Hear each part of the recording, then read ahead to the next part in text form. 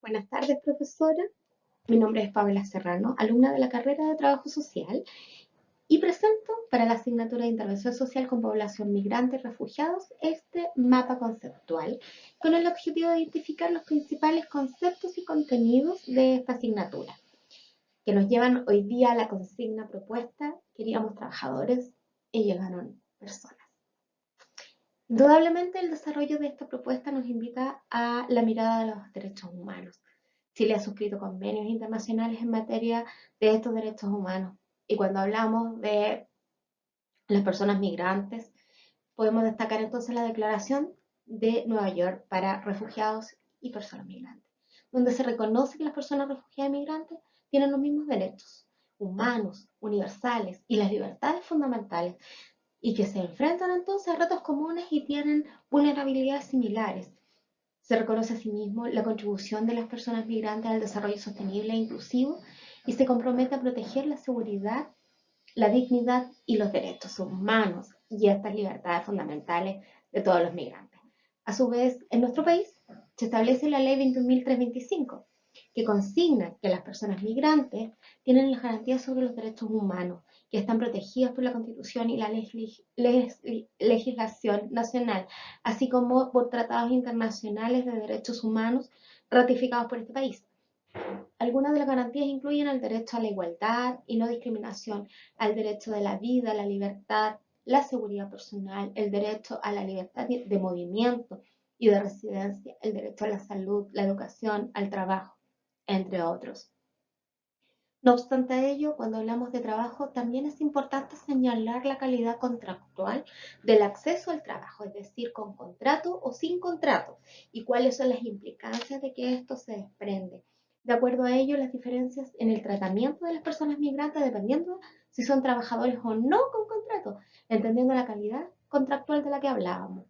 Pueden ser entonces significativas las diferencias. En general, los trabajadores migrantes suelen tener acceso a ciertos derechos laborales y protección, como salario mínimo, condiciones de trabajo seguras, beneficios sociales.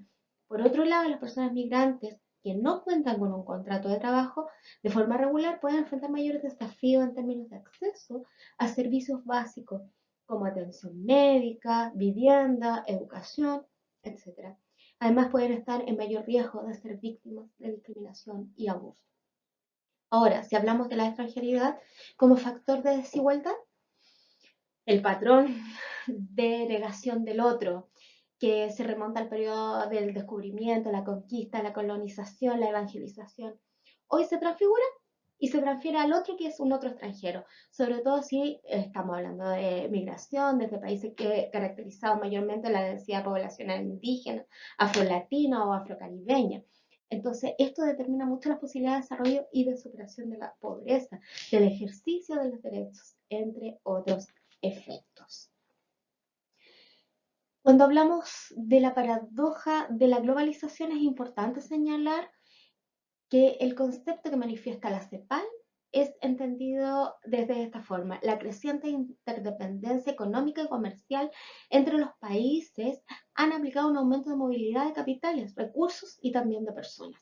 En este contexto surge la primera paradoja de la globalización y la migración en un mundo más interconectado que nunca, y cuando los flujos financieros de información comerciales se liberalizan, la movilidad de las personas se ve fuertemente estimulada, pero a su vez enfrenta importantes barreras que intentan restringirla, poniendo de manifiesto que la globalización es asimétrica y que profundiza las desigualdades en niveles de desarrollo, según la CEPAL en el año 2014.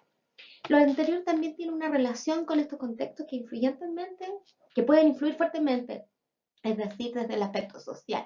Se configuran las comunidades transnacionales, los que tienen que ver con la configuración de un sistema de clases sociales entre origen y destino. Desde lo demográfico surge un sistema global de reproducción demográfica. Hay una complementariedad de regímenes poblacionales entre países de origen y países de destino.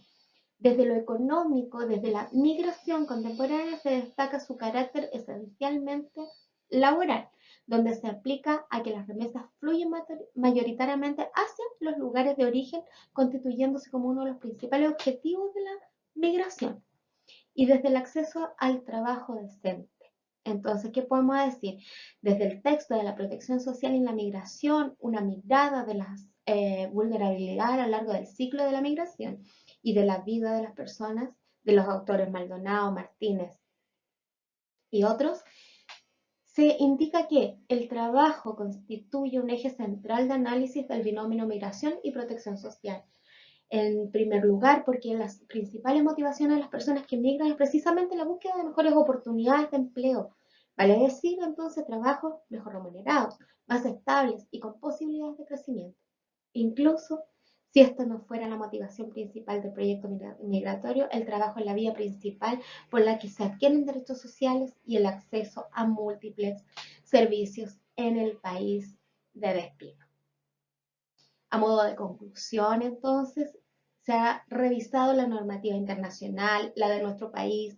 Hay una red de protección en torno a la población migrante. Sin embargo, la operatividad de ello depende de múltiples factores como las voluntades políticas, empresariales, culturales y muy importantes desde la propia persona migrante, dado que hablamos de, por ejemplo, uno de los objetivos primordiales de la migración que tiene que ver con la búsqueda de mejores condiciones de vida, lo que indudablemente se relaciona con el trabajo, dado que las remesas que se obtienen desde este trabajo están destinadas a la subsistencia y a su vez al aporte de la familia que quedó en el país de origen.